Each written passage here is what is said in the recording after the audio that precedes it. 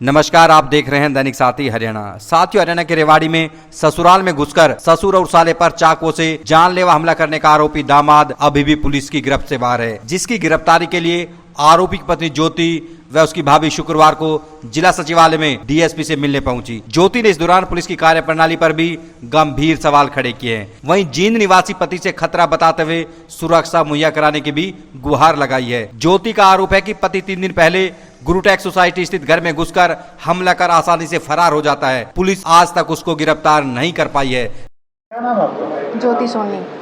क्या किस लिए आए हो? यहाँ पे आई हूँ, मेरे पति सुमित वर्मा। मैं अच्छे से अपने ससुराल से आई थी। संडे को मेरा भाई लेके आया था, भाई भाभी लेने गए थे, मैं आई थी।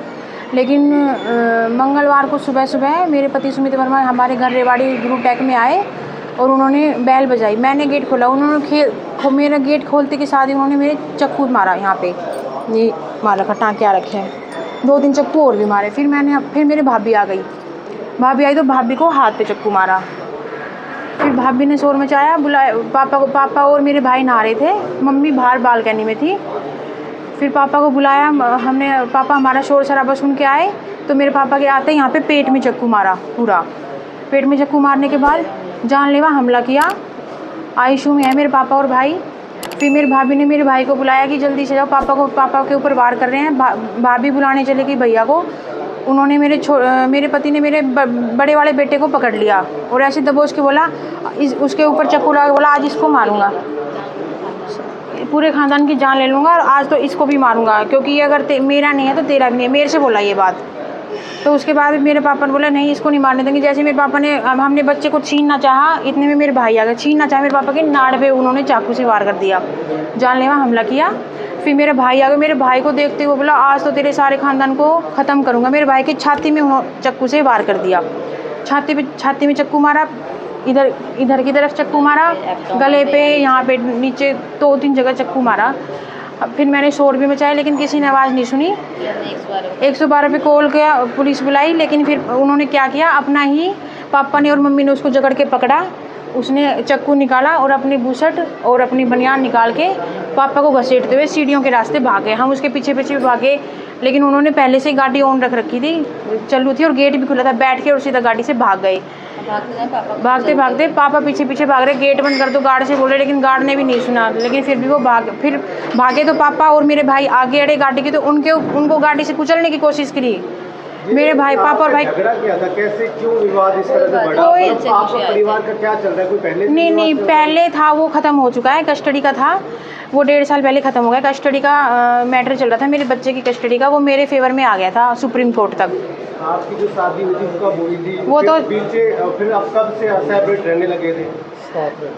नहीं, शादी 1.5 साल से हम साथ रह रहे हैं। उससे पहले हम अलग थे दोनों। हमारा कस्टडी का केस चल रहा था बच्चे, मेरे बड़े वाले बेटे के लिए। तो पुलिस ने मामला दर्ज कर लिया है। हाँ जी। आगे क्या मामला दर्ज नहीं, मतलब कि वो FIR कर दिया, लेकिन वो कोई कार्रवाई नहीं कर रहे हैं। ना उन्होंने अभी तक कुछ कार्रवाई की है, ना वो पकड़ में आए हैं, क्योंकि वो भाग भी सकते हैं। उनकी बहन हैदराबाद में रहती है, वो वहाँ पे पहले कस्टडी के मामले में भी वहीं पे छुपे बैठे थे मेरे बेटे को लेकर। अभी भी हमें खतरा है कि कहीं वो आउट ऑफ इंडिया भी जा सकते हैं, वहाँ पे हैदराबाद में भी छुप सकते हैं। उनकी बहनें हैं 4, वो भी उनको रख सकती हैं कस्टडी में। उन सब ने उनकी बहुत हेल्प की थी, मेरे ससुराल वालों ने पूरी हेल्प की थी उनकी।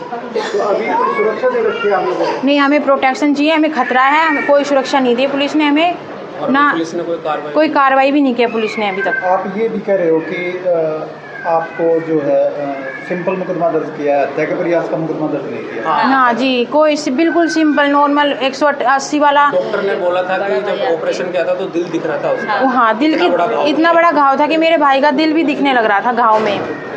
मेरे पापा के गले की पूरी वो दिख रही थी, पेट का पूरा वो। उन्होंने बोला है यहाँ पे वार किया है, नस काटने की कोशिश की है, लेकिन फिर भी पुलिस ने अभी तक कोई मुकदमा दर्ज नहीं किया है। सिर्फ सिंपल नॉर्मल किया है, एक FIR बस, ना कोई कार्रवाई। हमने कल भी बार बार बोला आ जाओ, हमारे एविडेंस हमारे ले जाओ, लेकिन बस वो आए और नॉर्मल से बयान लेके चले गए। ना उन्होंने वीडियो वाले बयान लिए हैं, कुछ भी नहीं किया है अभी तक।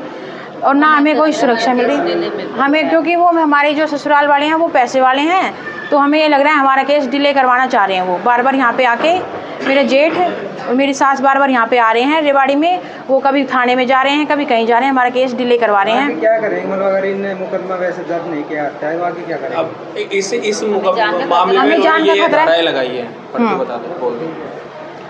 351, 333 और 118, 115 और 3-5 ये धारा लगाई है। इनमें वो आईसीयू में 2 दिन से बाहर, 2 दिन के अंदर के बाद बाहर आए हैं, तो उनके ऊपर कितना जानलेवा हमला था, लेकिन फिर भी कोई कार्रवाई नहीं है अभी तक। इसका मतलब तो हम कोई भी कुछ करके चला जाएगा, हम सेफ ही नहीं है। अब हम घर से हमारा निकलना भी मुश्किल हो रहा है, हम बाहर भी नहीं निकल सकते ना, हमें जान का खतरा है। हमें प्रोटेक्शन चाहिए और अब जल्द से जल्द मुजरिम को पकड़ा जाए।